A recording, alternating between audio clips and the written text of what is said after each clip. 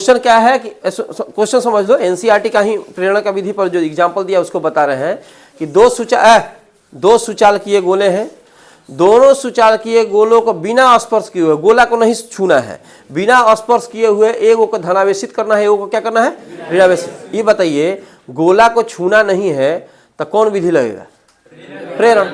जाहिर सी बात है तीसरा विधि जो था प्रेरण की विधि, उसमें वस्तु को छूना नहीं था।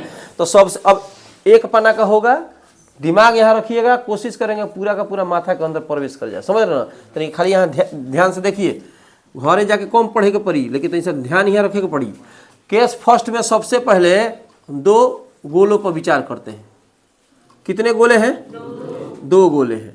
अगर ध्यान नहीं देगा तो कहेंगे एक गोला तो कहेगा हाँ दुगोला, ठीक है दुगोला चलता। कितने गोले हैं, दो, एगो ए है एगो बी है, दोनों सुचालकीय है। सुचालक गोला का क्या नियम है, सुचालक चीज का क्या नियम है कि एक तरफ करंट दीजिएगा दूसरी तरफ मार देगा धाइने। स्टैंड कैसा है, कुचालकीय स्टैंड है, माने करंट अगर इसमें जाएगा लेकिन इसमें नहीं आएगा, ठीक है। ये रबड़ का हो सकता है, काठ का हो सकता है, प्लास्टिक का हो सकता है। तो हई कैसा गोला है बउआ, सुचालकीय गोला है। हाँ ठीक बा, हई जो है रात भर जगले कुचालकीय स्टैंड, कुचालकीय स्टैंड। अब हम कैसे कहेंगे, हम कहीं दो गोलों पर विचार करते हैं तथा भी जिनको कुचालकीय स्टैंड पर रखा गया है, व्यवस्थित किया गया है। फौजदारी नंबर सेकंड में आते हैं, फौजदारी मैंने केस, फौजदारी केस।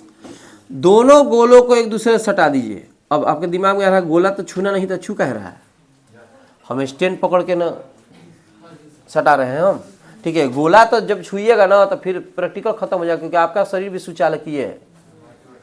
हैप्पी बर्थडे नहीं होगा लेकिन हमारे डायलॉग हम ही पर तुम लागू कर रहा है, ठीक है। हैप्पी बर्थडे नहीं होगा लेकिन थोड़ा बहुत का करंट आपके शरीर में आएगा, जिसके चलते जो आप प्रैक्टिकल करना चाहते हैं वो प्रैक्टिकल उतना तरीके से नहीं हो पाएगा, समझ रहे ना। अब यहाँ पे क्या कि सेकंड में दोनों गोलों को एक दूसरे से सटा दिया गया है। दोनों गोलों क्या किया गया है, एक दूसरे से सटा दिया गया है। केस थर्ड में आते हैं, ध्यान दीजिएगा, ध्यान देगा बुढ़ाड़ी तक का गारंटी है। देखो हई जो है दोनों गोला है कि नहीं। गोला के नजदीक एगो का करिए, एगो छड़ लाइए। आप धनावेशी छड़ ला सकते हैं, ऋणावेशी छड़ ला सकते हैं। बताइए कौन छड़ लाए हम, धनावेशी छड़ लाते हैं। जब धनावेशी छड़ लाएंगे चला तो इसके अंदर के ऋणावेश को खींचेगा। गोला के अंदर प्लस और माइनस दोनों था, क्योंकि बताइए कि प्लस माइनस दोनों रहेगा तो बराबर अवस्था में है, मतलब उसको कहा जाता है न्यूट्रलाइट, न्यूट्रल अवस्था में, मतलब इसमें आवेश दोनों है।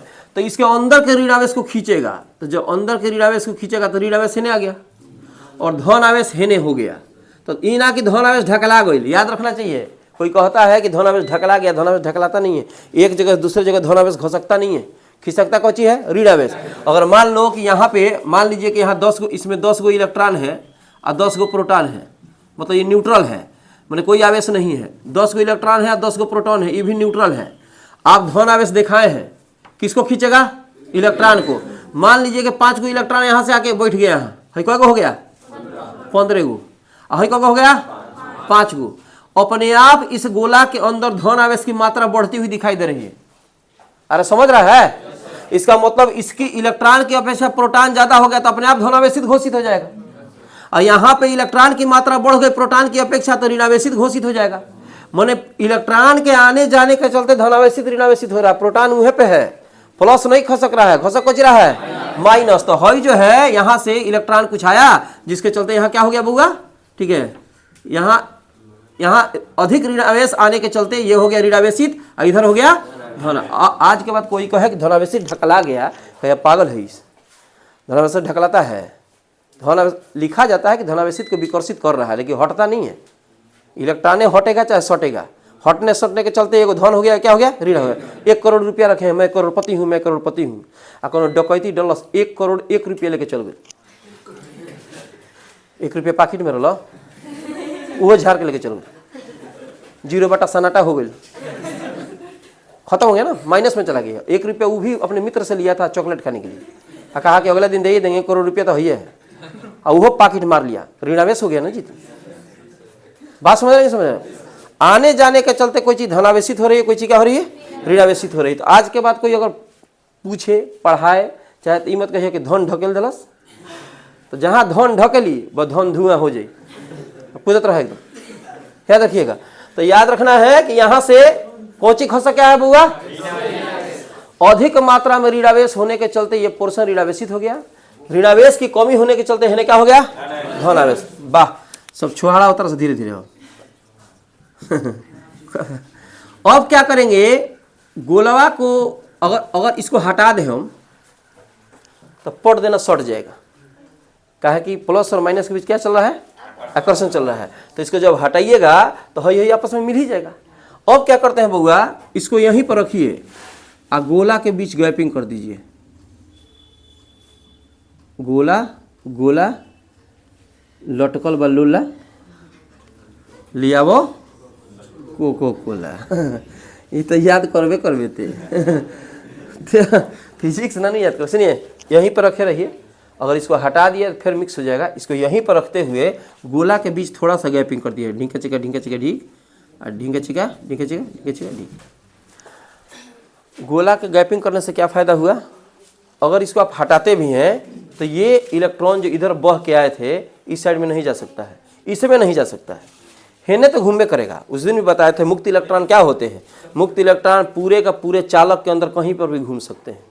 माने एगो बेंच अगर लोहे का ऊपर से जो तख्ता रखा हुआ है अगर लोहे का बना हो और हेने से करंट सटाइएगा और होने धरिएगा तो बेंच से सीधा बांस पर, सीधा बांस पर, माने परिभाषा वहीं कंप्लीट हो जाएगा कि मुक्त इलेक्ट्रॉन वहां से चलकर देह तक चले गए थे।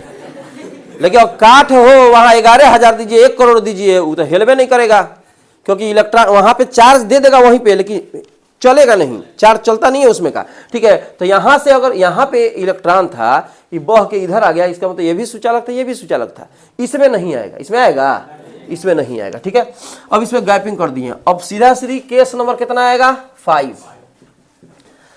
अब इस छड़ को हटाइए, इस छड़ को हटाइए। तो जब छड़ को हटाएंगे तो ऋणावेश की मात्रा यहाँ बढ़ जाएगी अधिक आकर्षण के चलते, क्योंकि धनावेश इसमें ज़्यादा था और धनावेश का प्रभाव इसके निकट आएगा। को रहले कहता है जानते हैं का, माइनसवा घसक के हियाँ आ गया और प्लसवा घसक के हियाँ आ गया, खत्म हो गया, थ्योरी खत्म हो गया। प्लस घसका दिए, जो नहीं खसक रहा था वो खसका दिए। ठीक है, इसका मतलब रिसर्च कर डाला। प्लस का इफेक्ट इधर साइड में इसलिए आ गया क्योंकि माइनस यहाँ आकर्षित हुआ, आकर्षित करने के चलते टोटल प्लस का जो आकर्षण का मैंने प्रभाव था इस किनारे आ गया, तो ये पोर्शन हो गया धनावेशित और हई पोर्शन हो गया ऋणावेशित।